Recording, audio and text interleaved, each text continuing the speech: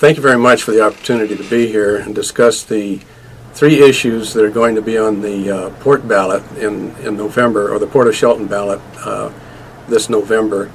The first issue is an issue that the Port Commission put on the ballot earlier this year, and the intention of that proposition, it's actually a proposition, was to open up the Port District seats to more availability for folks that live within the Port District and vote within the Port District and pay taxes within the Port District to run for Port Commissioner, run for the office of Port Commissioner.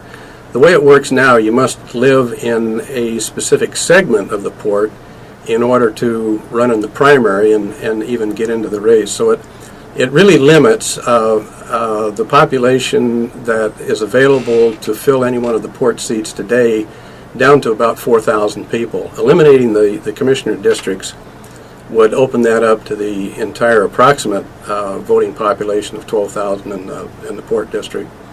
And it just seemed to be a reasonable thing to us to do, and so that's why we put that proposition on the ballot.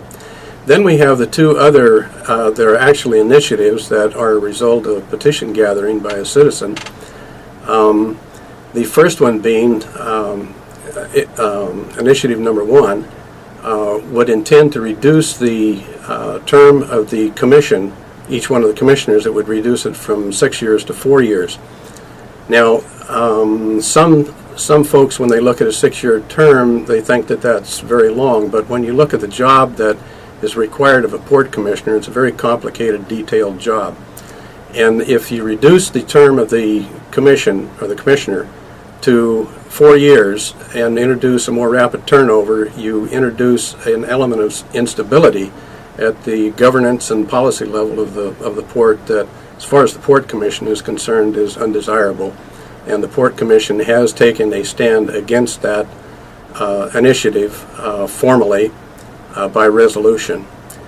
The second initiative would introduce a rather explosive growth in the size of the Port Commission. It would grow from 3 commissioners to 5 commissioners, and from the perspective of the Port Commission, it would add nothing to the governance and policy operation or responsibility of governing the port. It would add nothing. We run an entire county with 3 commissioners. We run a city with 3 commissioners. Of the 75 ports in the state of Washington operating today, less than a half a dozen of them have 5 commissioners. The rest of them operate with 3 commissioners.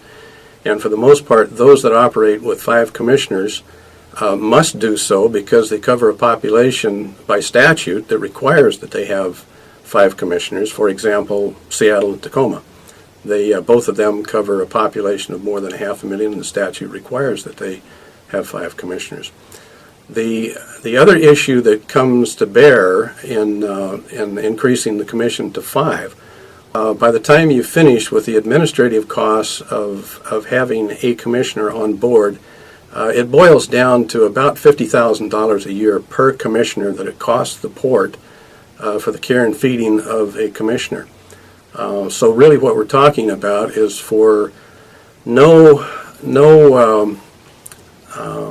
gain that we can determine, you wind up costing the port $100,000 a year just to increase the size of the commission. We don't see any sense in that at all. So with that, thank you again very much for the opportunity to be here.